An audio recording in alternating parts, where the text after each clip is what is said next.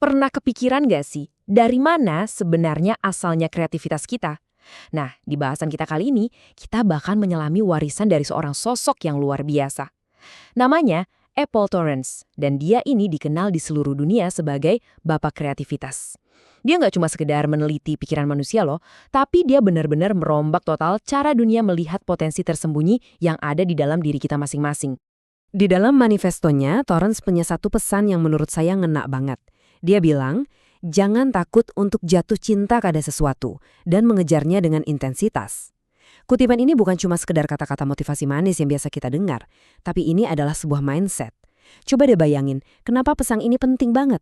Karena ini adalah titik awal kita buat menjawab pertanyaan yang lebih besar. Apa sih artinya memelihara dan menumbuhkan kreativitas yang sejati itu? Nah, yuk kita kenalan lebih dekat sama sosok di balik pemikiran keren ini. Dr. Torrens ini dikenal sebagai sosok yang hangat banget, apalagi kalau lagi ngajar anak-anak. Tapi ada satu cerita lucu dan sangat manusiawi dari salah satu koleganya, Dr. Alan Kaufman, seorang psikolog terkenal. Waktu itu, Kaufman lagi diwawancarai buat sebuah pekerjaan oleh Dr. Torrens. Saat Kaufman lagi semangat-semangat yang ngasih presentasi panjang lebar, dia lihat Dr. Torrens malah tertidur pulas di kursinya. Jelas aja Kaufman panik kan? Tapi tiba-tiba Torrens terbangun, langsung duduk tegak dan tanpa basa-basi mengajukan belasan pertanyaan yang super tajam dan brilian soal detail presentasi tadi. Gila kan? Otak kreatifnya ternyata tetap bekerja maksimal, bahkan di saat dia kelihatan kayak nggak merhatiin sama sekali. Cerita barusan sebenarnya bawa kita ke satu pertanyaan yang menarik banget. Bisa nggak sih kita bener-bener ngukur sesuatu yang wujudnya aja nggak kelihatan? Maksud saya gini, kita kan udah biasa banget ya sama tes matematika atau tes membaca. Tapi gimana dengan sesuatu yang abstrak kayak imajinasi dan kreativitas? Selama bertahun-tahun, hal itu dianggap mustahil buat diukur. Tapi disitulah Torrens bikin gebrakan. Dia nyiptain sebuah tes yang disebut Torrens Test of Creative Thinking. Ini terobosan luar biasa karena dia berhasil ngebuktiin kalau kreativitas yang tadinya dianggap cuma sekedar misteri itu ternyata bisa dinilai, dipetakan, dan dipahami polanya. Nah, untuk kasih gambaran seberapa pentingnya alat ukur yang tepat, ada satu kisah nyata dari tahun 1970 di Athens, Georgia. Waktu itu, ada dua anak laki-laki kelas 1 SD yang ikut tes akademi standar.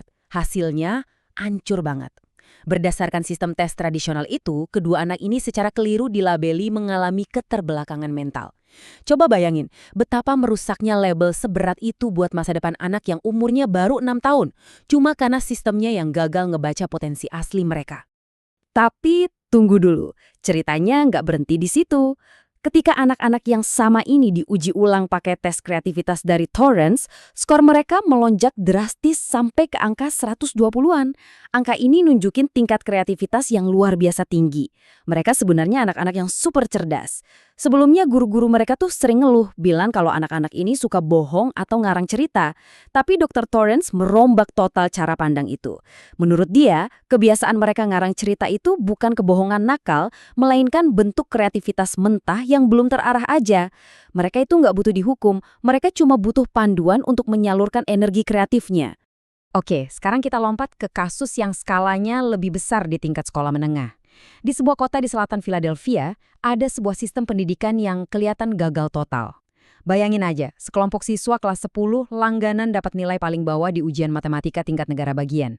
Udah gitu, tingkat kehadiran mereka parah banget, banyak yang sering bolos, dan nilai tes lisan mereka juga hancur. Kalau kita cuma pakai kacamata evaluasi sekolah pada umumnya, wajar banget kalau para guru pengen angkat tangan dan nyerah sama siswa-siswa ini kan? Tapi disinilah kejutannya. Ada sebuah kontras yang tajam banget. Meskipun nilai akademik mereka di ujian negara bagian itu ada di dasar jurang, sekitar persentil ke-3-17, skor tes figural Torrens mereka justru meroket ke persentil 75-95. Kok bisa? Ternyata anak-anak ini adalah tipe pembelajar visual dan kinestetik. Masalahnya, dari TK, mereka selalu dicekoki metode ceramah yang ngebosenin buat mereka. Begitu guru-gurunya sadar dan ngubah gaya mengajar jadi lebih banyak eksperimen di laboratorium secara praktis, hasilnya luar biasa. Tingkat kehadiran mereka naik drastis, dan tiba-tiba mereka jadi sangat antusias buat belajar. Mungkin kalian mikir, oke, itu kan dari segi perilaku, gimana dari kacamata biologi? Nah, ini bagian yang paling keren. Sains modern ternyata membenarkan apa yang diajarkan Torrens selama ini, lewat sesuatu yang disebut neuroplastisitas. Dulu, banyak ilmuwan yang yakin kalau koneksi otak manusia itu berhenti berkembang pas kita masuk usia 20-an, kayak udah mentok gitu. Tapi faktanya itu salah besar. Biologi membuktikan kalau jaringan saraf kita itu nggak pernah kaku. Mereka terus terbentuk, berubah, dan beradaptasi secara dinamis sepanjang hidup kita. Tergantung pada pengalaman baru yang kita lewati.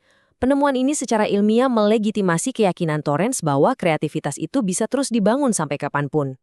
Terus, gimana sih mesin di kepala kita ini bekerja pas kita lagi mikir kreatif? Secara garis besar, otak kita pakai 3 jaringan besar. Pertama, jaringan perhatian eksekutif. Ini yang kita pakai pas lagi butuh fokus tingkat tinggi dan konsentrasi penuh. Kedua, jaringan default atau imajinasi yang aktif memproses info pas kita lagi santai atau melamun. Nah, yang ketiga ini kuncinya, yaitu jaringan salience. Jaringan ini ibarat saklar cerdas yang ngatur kapan otak kita harus pindah dari mode fokus yang kaku ke mode melamun yang imajinatif.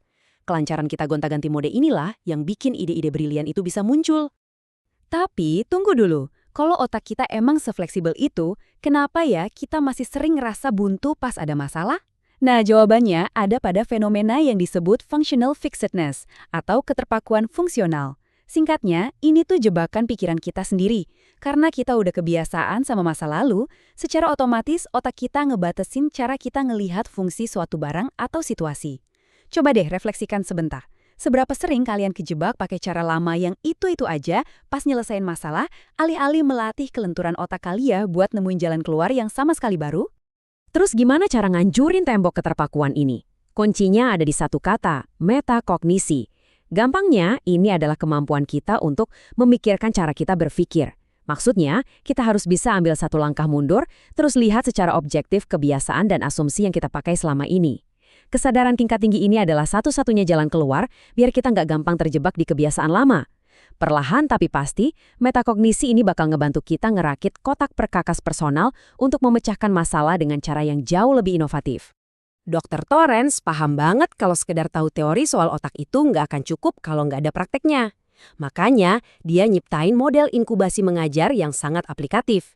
Dan ini terdiri dari 3 langkah sederhana. Pertama, meningkatkan ekspektasi. Ini tahap pemanasan, buat mancing rasa penasaran. Kedua, memperdalam ekspektasi. Di sini kita mulai menggali info, dengerin, menyatukan ide, dan yang paling penting, menahan diri buat nggak buru-buru mengkritik ide yang baru muncul. Dan yang ketiga, melangkah lebih jauh. Di tahap ini, apa yang udah dipelajari nggak cuma dihafal, tapi beneran dipraktekin langsung ke dunia nyata. Ngomongin soal penerapan di dunia nyata, ada satu cerita pendek tapi ngena banget dari salah satu koleganya Torrance, namanya Dr. Frederica Reisman. Waktu dia lagi ikut workshop bisnis elit di IBM, si pembicara di sana terus-terusan ngoceh soal pentingnya ngelatih karyawan buat jadi inovatif. Dr. Reisman dengan santai angkat tangan dan nanya, kalau nggak ada ide kreatif yang original, terus apa yang mau kalian inovasikan? Wah, skakmat banget kan? Pertanyaan simpel ini langsung nyadarin kita semua soal gimana teori Torrance ini punya peran yang sangat fundamental di dunia bisnis yang keras. Jadi, kita harus bisa misahin 2 istilah ini dengan jelas nih, karena sering banget dianggap sama, kreativitas dan inovasi. Kreativitas itu ibarat sensor kita, kemampuan kita buat ngerasain ada masalah atau celah, lalu ngebentuk ide di kepala. Di sisi lain, inovasi adalah langkah eksekusinya. Gimana kita nerapin ide tadi jadi nyata. Intinya sederhana, inovasi itu mustahil terjadi kalau nggak didahului sama pemikiran kreatif. Nggak bakal ada eksekusi keren kalau ide mentahnya aja nggak ada kan? Kalau kita tarik konsep ini lebih jauh ke dunia kewirausahaan, rantainya makin kelihatan jelas. Semuanya selalu berawal dari kreativitas, yaitu percikan ide. Setelah itu masuk ke inovasi, yaitu ketika ide tadi dieksekusi jadi solusi nyata. Ujung-ujungnya barulah masuk ke ranah kewirausahaan. Di tahap ini, solusi nyata tadi dikelola, dibikin sistemnya, dibumbui sama keberanian ambil resiko buat akhirnya ngebantu orang banyak dan menciptakan nilai, baik secara sosial maupun ekonomi. Nah, sebagai penutup sesi bahasan kita yang seru ini, saya mau ninggalin satu tantangan buat kalian. Berdasarkan daftar periksa murid ideal dari Torrance, coba deh tanyakan secara jujur pada diri kalian sendiri. Di lingkungan kerja kalian, di sekolah, atau mungkin di rumah. Apakah kalian benar-benar ngasih ruang buat tumbuhnya kreativitas? Atau jangan-jangan tanpa sadar yang kalian tuntut selama ini hanyalah kepatuhan semata? Apakah lingkungan kalian ngedukung otak buat terus lentur berinovasi atau malah ngurung orang di dalam kotak rutinitas yang kaku? Bawa pulang pertanyaan ini ya. Semoga ini bisa jadi pemicu buat perubahan positif. Terima kasih udah nongkrong dan belajar bareng saya hari ini. Sampai jumpa di bahasan berikutnya.